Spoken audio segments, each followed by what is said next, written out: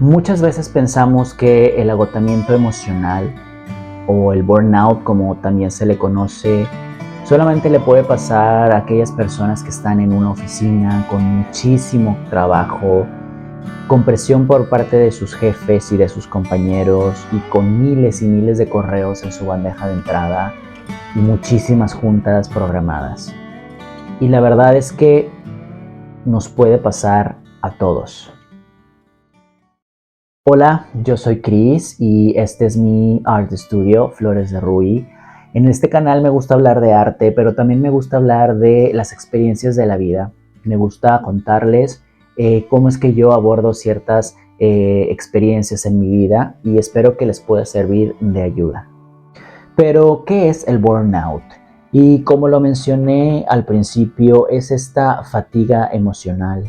Cuando nuestras emociones suben y nos rebasan, comienza esta despersonalización en donde empezamos a ser apáticos con nosotros mismos y simplemente dejamos de cuidarnos. Pero, ¿cómo es que llegamos a tener una fatiga emocional? Y es muy importante mencionar que cada uno de nosotros tenemos un diseño humano específico y esto hace que reaccionemos distinto a nuestro entorno o a los entornos en los que estamos involucrados. La fatiga emocional puede ser por causa de exceso de trabajo y sobre todo por la parte cultural acá en México o en Latinoamérica. Es muy común que trabajemos por horas y horas, a diferencia de en otras partes del mundo, en donde tienen un horario específico de trabajo, donde las jornadas laborales son más cortas.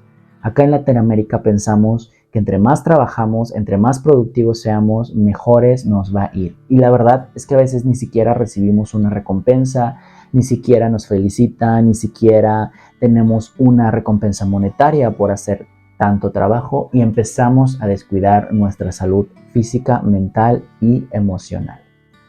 Pero no solamente esta es una forma de llegar a la fatiga emocional. Recordemos que hay personas más propensas a la fatiga emocional porque sienten de alguna forma más que otros o son más susceptibles que otros. Entonces, también puede ser por falta de sueño, por tu alimentación y sobre todo por tu red de apoyo. Si tienes una red de apoyo que no está tan estable, puede ser que tus emociones suban y suban hasta que llegues a una fatiga emocional. Por eso es muy importante estar al pendiente de que todo fluya de cierta manera en tu vida y que puedas tener un balance entre tu trabajo, tus emociones y tus relaciones. Y cuidar siempre de ti mismo. Recuerda, el mundo siempre empieza por ti.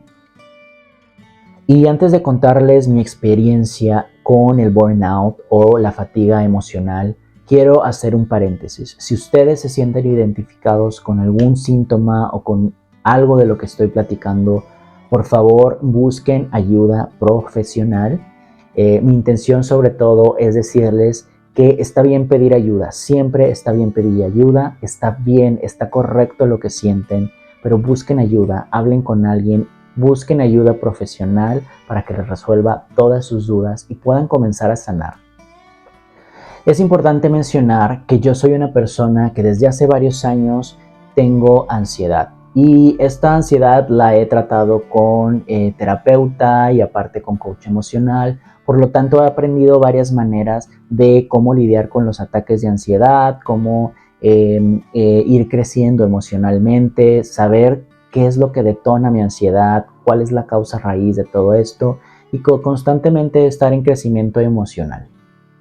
Esto se los platico porque tenemos que regresar a mayo 2023, cuando varias situaciones pasaron en mi vida que me llevaron a tener este burnout. Una de las situaciones que estaba pasando es que estaba creando lo que es todo el concepto de mi ahora Art Studio Flores de Ruy. Estaba trabajando en eso, empecé a tener pensamientos intrusivos, empecé a sentirme un poco estancado y fue cuando llegó la ola de calor a Monterrey, que fue agobiante, todos nos sentíamos como con mucha pesadez y al mismo tiempo llegaron una serie de eventos que pasaron todos al mismo tiempo que detonaron mis emociones al cielo. Comencé a sentirme fatigado, comencé a sentir cierta presión conmigo mismo, sentía que mis emociones estaban siempre cambiando, empecé a dormir mal, empecé a comer mal, sobre todo sentía que empezaba a hacer algo, no lo terminaba y empezaba a hacer otra cosa, no lo terminaba, me sentía como muy apático, me sentía como muy disperso. Una mañana desperté y simplemente me sentía vacío. No sentía ninguna emoción, no sentía absolutamente nada, sentía como un hueco en el pecho. Y era raro porque generalmente tengo esta ansiedad que siempre me está diciendo corre, corre, corre. Y esa mañana no sentía absolutamente nada. Era como si me hubiera desconectado. Pasaron varios días y el quinto día me di cuenta que había pasado ya una semana y literalmente no había podido hacer de comer. Estaba pidiendo comida por aplicación. No podía, porque literalmente no podía. No podía levantarme, no tenía el ánimo, me sentía muy apático. No podía hacer el aseo en la casa, que es para mí algo terapéutico. No me bañaba, o sea que dejé de hacer las cosas básicas para mi cuidado personal. Me empecé a aislar, no quería hablar con nadie, no quería contestar mensajes, no quería mandar mensajes y siempre me mando mensajes con mis amigos de ánimo, de que tengas un buen día, platico constantemente y empecé a aislarme, empecé a no contestar y empecé a no mandar ningún mensaje. Así pasó una semana en donde no sentía nada, solo quería estar acostado, no quería estar haciendo nada y me di cuenta que algo pasaba, pero le di tiempo. Comenzó la segunda semana y la segunda semana fue muy distinta. La segunda semana es como si abrieran la llave de las emociones y todas llegaron al mismo tiempo. Empecé a tener pensamientos intrusivos que me decían que era un fracasado, que mi emprendimiento nunca iba a ser exitoso, que otros tenían más oportunidades que yo no era exitoso, que me lo merecía, que merecía lo que me estaba pasando. Después todo esto empezó a darme sentimientos de culpa, me juzgaba mucho, empecé a estar muy sensible, todo me hacía llorar. La segunda semana todo me hacía llorar, cualquier cosa me hacía llorar, estaba muy, muy, muy sensible. Y fue ahí cuando empecé a ver que algo realmente estaba pasando, algo grave, que algo tenía que hacer, porque también en el mismo revuelo de todas estas emociones, no tenía las ganas, no tenía el ánimo de hacer lo que normalmente hago para mantener mi salud emocional, que una de ellas es escribir en mi diario y sacar toda esta nube de palabras que tengo en la cabeza, ponerlas en mi diario, sacar todas mis emociones, decir cómo es que me fue en el día, cómo es que me fue en la semana. Y eso es una forma de cómo descargo y me ayuda a mi salud emocional. Pero simplemente en este agotamiento emocional no tenía ganas, no quería agarrar mi diario, no quería hacer meditación, no quería hacer ejercicio, no quería hacer yoga. Les repito, es como si simplemente me hubiera apagado. Para la tercera semana me dije, tengo que hacer algo. Y gracias a esta experiencia que he ganado en estos años con mi terapeuta, con mi coach emocional, es que me di cuenta que el primer paso es aceptar lo que te está sucediendo. Y acepté totalmente y abracé mis emociones. Y me dije que no estaba mal sentir eso, que no estaba mal sentir eso y que podía estar bien. Lo segundo fue perdonarme y no juzgarme y decir, ok, estás pasando por un proceso, hay que comenzar a sanar, hay que descansar. Tu cerebro está agotado y simplemente se desconectó. Y comencé mi proceso de sanación con ayuda de mi terapeuta y de mi coach. Y empecé esa tercera semana, comencé a descansar sin juzgarme y sin tener ese sentimiento de que simplemente no estaba siendo productivo. que simplemente esa semana me iba a dar la oportunidad de descansar sin juzgarme. Me perdoné por haberme juzgado todas las cosas que había pasado las 2 semanas anteriores. Me perdoné por no haber hecho nada, por no haberme hecho mi aseo personal, por no haber recogido la casa. Y esa semana no pensé absolutamente en nada. Simplemente dije, ok, si la casa va a estar patas arriba, va a estar patas arriba. La siguiente semana comenzamos a limpiarla, pero esta semana me doy el permiso de no hacer nada, simplemente por el placer de sanarme a mí mismo.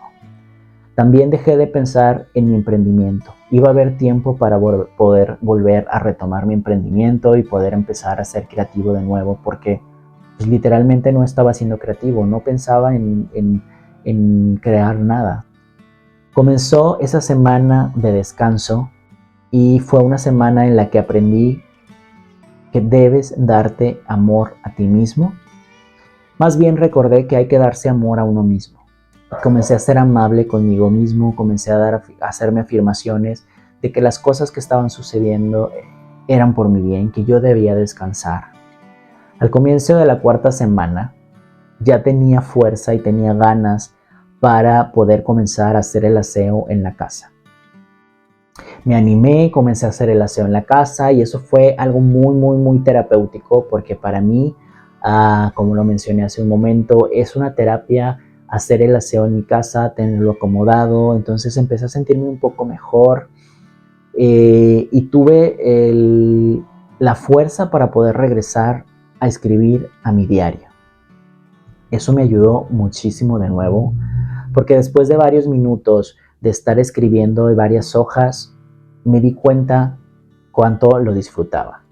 Y me di cuenta que durante ese mes y varios meses atrás, antes de que comenzara mi burnout, había dejado de hacer las cosas que me daban placer, que hacía que disfrutara. Entonces hice una lista de cosas que me hacían felices, entre ellas pintar, comer cosas que a mí me gustan, ver cierta serie, tejer, entre otras. Y me dije, a partir de la siguiente semana vamos a hacer una cosa que nos haga feliz de esta lista, sí o sí, cada día. Y así fue como poco a poco comencé a tener ánimo de nuevo y no he soltado hasta este momento esa lista de cosas que me hacen felices.